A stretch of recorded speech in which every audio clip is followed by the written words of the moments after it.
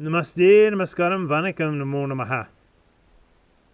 In the Karate Kid movie, the quiet wisdom of Mr. Miyagi echoes far beyond the dojo. Quote, either karate do or karate don't. End quote.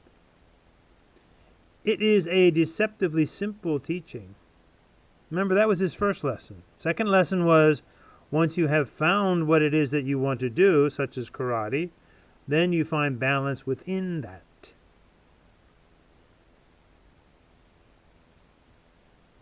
In this simple teaching lies one of the most important truths of human life. We all must choose. To live is to choose. To choose is to live.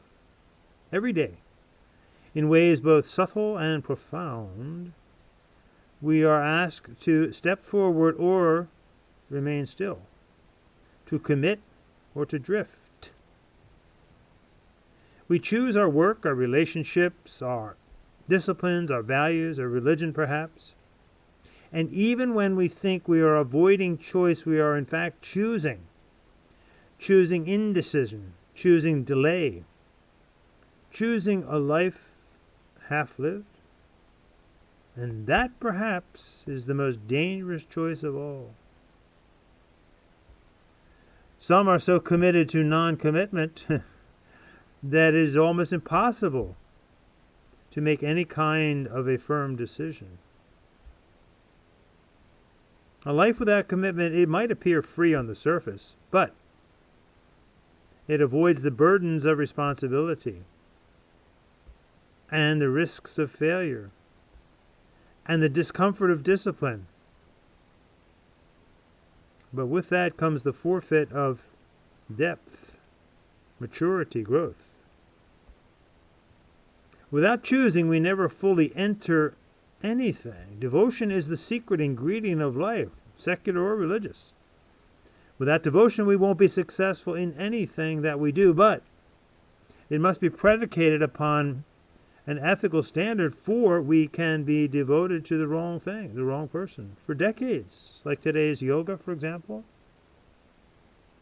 Many are doing quote-unquote yoga for decades, and yet don't realize that in actuality, all of real yoga is all about the Hindu religion.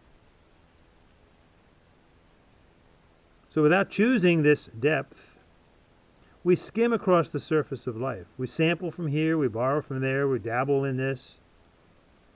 Without ever choosing whether it be a profession, a craft, a relationship, a religion, we begin the slow, difficult process of becoming once we do choose a profession, a craft, a relationship, a religious discipline.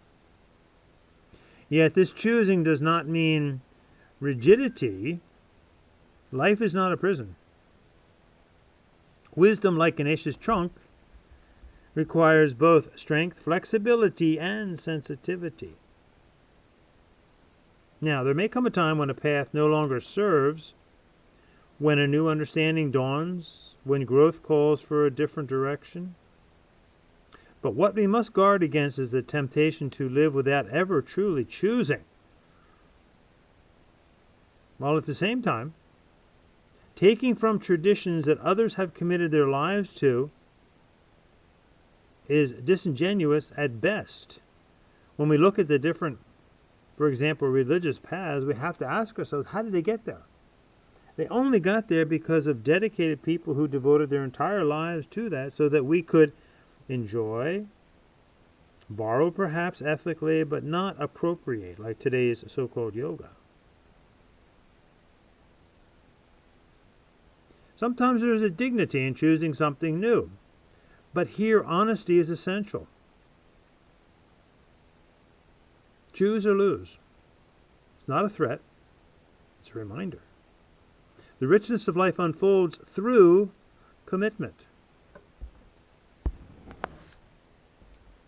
Look at the person standing at the bottom of the mountain,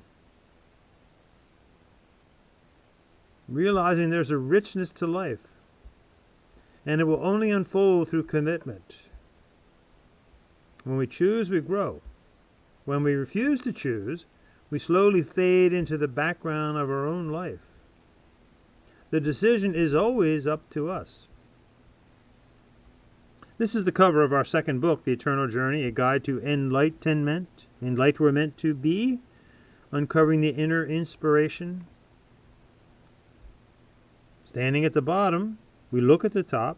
That's the goal.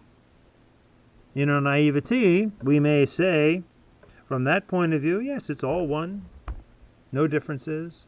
But if we have not walked the walk, we really have no right to talk the talk, as they say.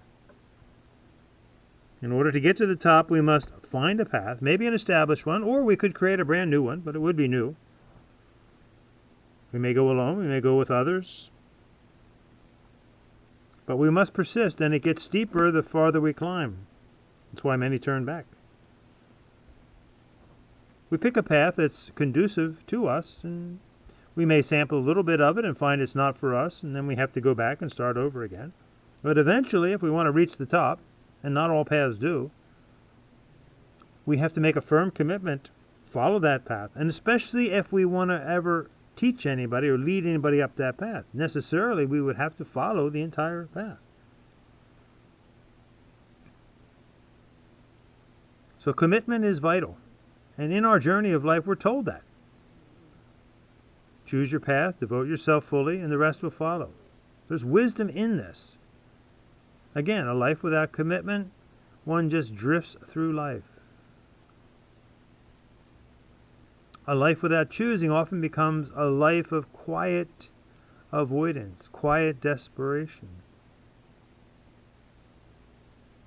But this devotion, this commitment, does not guarantee purity. History, both secular and religious, shows clearly that individuals have been deeply committed to religions, lineages, disciplines, ideals, etc. Some have taken vows, worn robes, spoke the language, lived within structures of tradition, and yet some among them have fallen into ethical failure, financial exploitation, sexual misconduct in many areas of life. Remember, all these institutions, including religion, are human-made, and as humans, we do good and we do bad, plainly speaking.